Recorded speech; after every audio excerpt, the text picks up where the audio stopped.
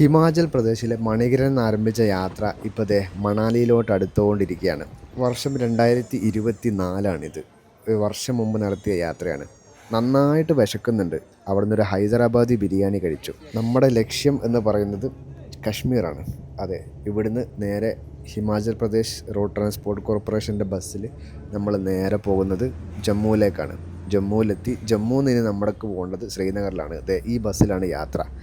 എൻ്റെ അമ്മോ, അത് വല്ലാത്തൊരു യാത്രയായിരുന്നു. ഇടയ്ക്ക് ഭക്ഷണം കഴിക്കാൻ വേണ്ടിയിട്ടൊരു ഹോട്ടലിൽ നിർത്തി. അവിടെ നിന്നുള്ള വ്യൂ ആണ് ഈ കണ്ടുകൊണ്ടിരിക്കുന്നത് കേട്ടോ. ആക്ച്വലി അന്ന് അവിടെ നിന്ന് നമ്മൾ ഷൂട്ട് ചെയ്തിട്ടുള്ള പല ക്ലിപ്സും ഇപ്പം കയ്യിലില്ല, അതൊക്കെ മിസ്സായി പോയിട്ടുണ്ട്. അതുകൊണ്ടാണ് ഇങ്ങനെ പെട്ടെന്ന് പറഞ്ഞു തീർക്കേണ്ടി വരുന്നത്. കശ്മീരിലെ പല പർവ്വത നിരങ്ങളൊക്കെ കടന്നുകൊണ്ട് നമ്മളങ്ങനെ നേരെ പോകുന്നത് ബനിഹാൽ റെയിൽവേ സ്റ്റേഷനിലേക്കാണ്.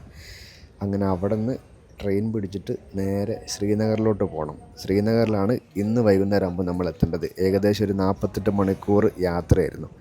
ശ്രീനഗർ റെയിൽവേ സ്റ്റേഷനിൽ നിന്ന് ഇറങ്ങി അവിടെ നിന്നൊരു ബസ് പിടിച്ച് നേരെ ശ്രീനഗർ സിറ്റിയിലോട്ട്, അതായത് ദാൽ ലേക്കിൻ്റെ സൈഡിലോട്ട്. യാത്ര ആയതുകൊണ്ട് തന്നെ പ്രോപ്പറായിട്ട് അങ്ങനെ ഭക്ഷണം കഴിക്കാനൊന്നും പറ്റിയിട്ടില്ല എന്നുള്ളതാണ് യാഥാർത്ഥ്യം. എങ്ങനെയൊക്കെയൊക്കെയോ നമ്മൾ കശ്മീരിലെ ശ്രീനഗറിലെത്തി. അവിടെ നിന്നൊരു ചായ കുടിക്കാൻ നോക്കുമ്പം നമ്മളെ നാട്ടിലുള്ള പോലത്തെ എണ്ണക്കടികളോ പലഹാരങ്ങളോ ഒന്നും അവിടെ അവൈലബിൾ അല്ല. അവിടെ മറ്റ് ചില സ്വീറ്റ്സും ഒക്കെയാണുള്ളത്. തൽക്കാലം ഉള്ളത് കൊണ്ട് ഓണം പോലെ എന്ന് പറഞ്ഞ് അതിൽ സ്വീറ്റ്സൊക്കെ വാങ്ങി അങ്ങനെ കഴിച്ച് താൽക്കാലികമായി വിശപ്പടക്കി. ഇനി റൂം കണ്ടെത്തണം. ദാൽ ലേക്കിൻ്റെ സൈഡിൽ തന്നെയാണ് നമുക്കൊരു റൂം കിട്ടിയിട്ടുള്ളത്.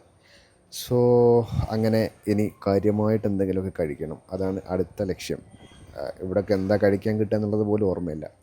നമ്മൾ പോയപ്പോൾ റൊട്ടി അങ്ങനെ ഇവർ ചൂടാക്കുന്നുണ്ട്. അതുകൊണ്ട് റൊട്ടിയും പിന്നെ അതിൻ്റെ കൂടെ എന്തോ ഒന്നും കഴിച്ചായിരുന്നു, എനിക്കിപ്പോൾ ഓർമ്മയില്ല.